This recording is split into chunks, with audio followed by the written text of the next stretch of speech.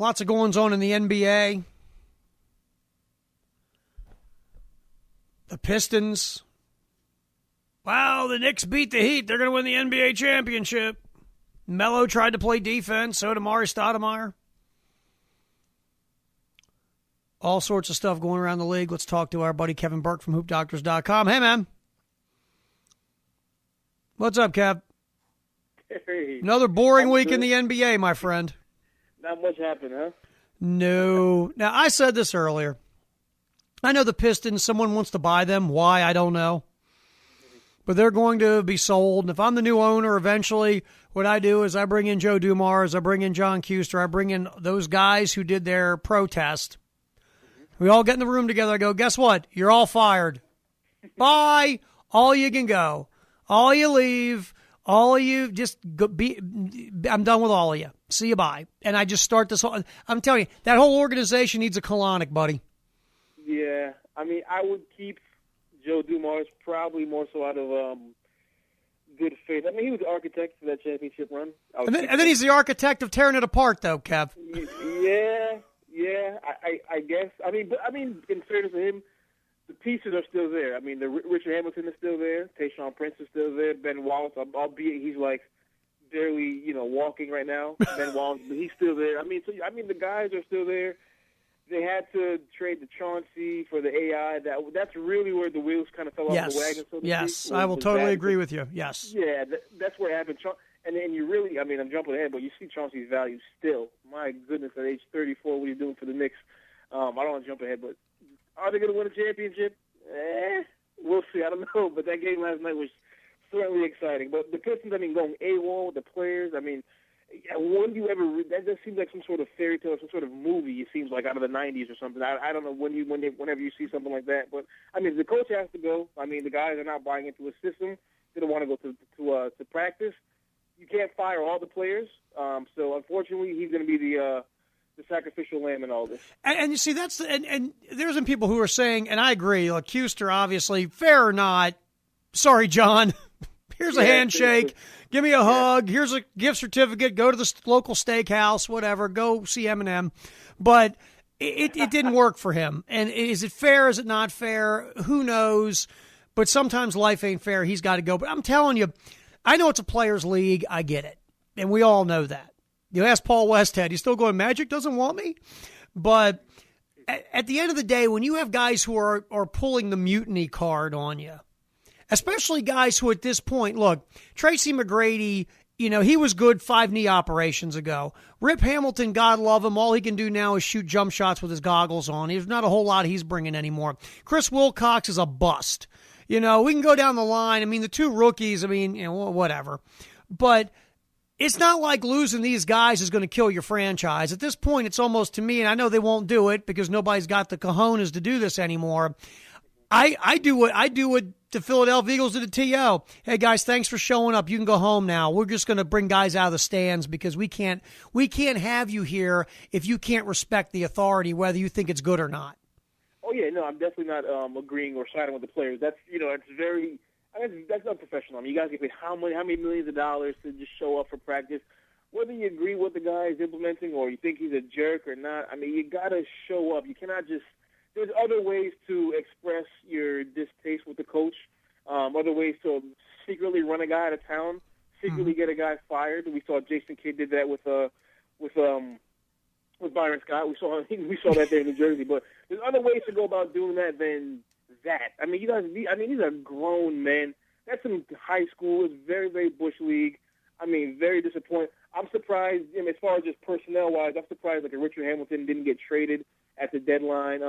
It has to be blown up. It certainly does. I mean, the coach has to go. You can't fire all the players, but I'm very disappointed in those guys. And that, when they won a championship back in '04, they were built on, respect, and there's no one above the team. There's no superstar, and yada, yada, yada. Yep. This seems like a complete 180 now versus, what we heard 7, 8 years ago. It's very disappointing and upsetting to hear as a fan of the league.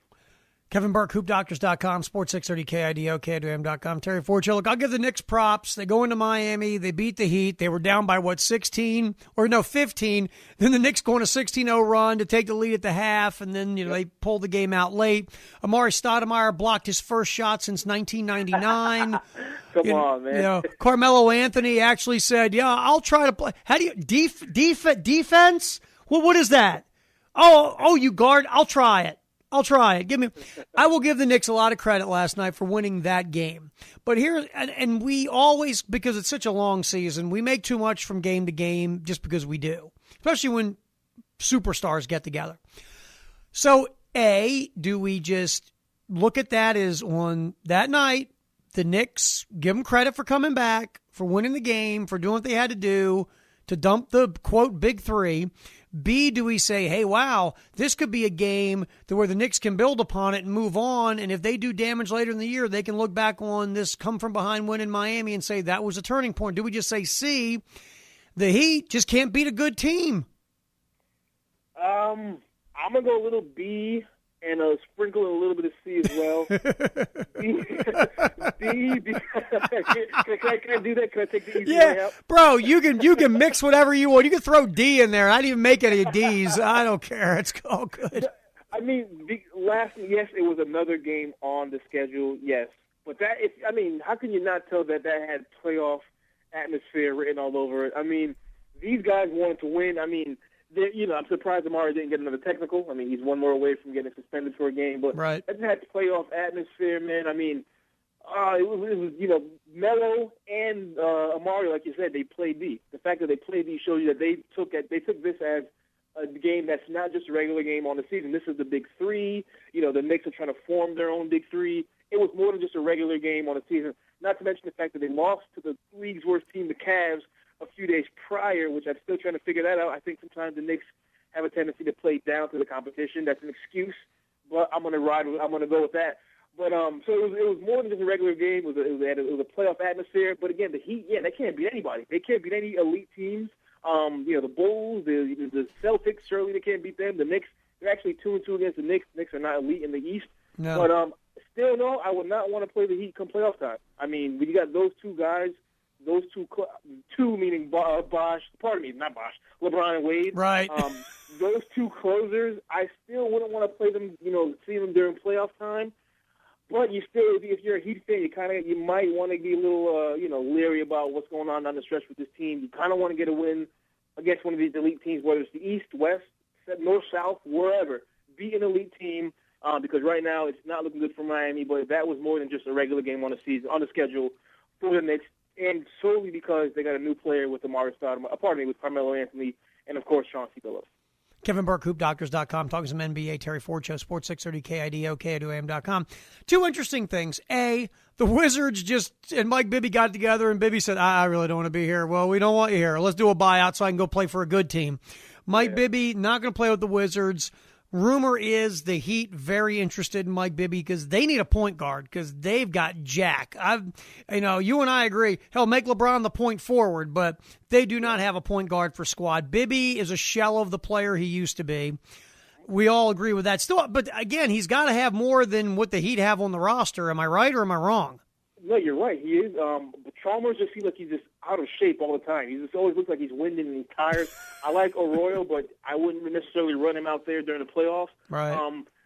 Even if they do pick up a Bibby, I don't really see him being in the game in the closing minutes during playoff time. I think he's going to be on the bench, and LeBron's going to be handling the point. So I think if they get a point guard now, it's to silence the critics who say they don't have a point guard. Because who's going to have the ball fourth quarter, tie game, 5 minutes left. Who's bringing the ball up court? It's gonna be LeBron. It's gonna be, even though Mike Bibby is battle tested. He doesn't have a championship, but he's battle tested. Going back to his days with the Kings and everything. But I think if you do that, you're still gonna be LeBron on the taking the final shot. LeBron bringing the ball up. I mean, even Dwayne Wade is he's relegated to cheerleader while being on the court playing alongside LeBron James. So why do you have to put the ball in Mike Bibby's hands in a close game? That's a good fit, him going there, but crunch time, I don't think it matters. I think the ball is going to LeBron's hands, just like we saw last night against the Knicks. Kevin Burke, HoopDoctors.com. Always good to drag you in here, bud. Next Monday. Hopefully we'll have another player revolt somewhere. Sounds good, man. Maybe the fan revolt in Cleveland, where they just charged the court and just started beating the snot out of the Cavaliers for being awful. Hopefully you don't revolt from Boise, man. Hopefully that's not the case. Hey, pal, we'll catch you next Monday. Have a good week, Kevin. All right, man. All right, Kevin Burke, HoopDoctors.com, Sports 630 KIDO, KIDOAM.com. Terry Ford Show.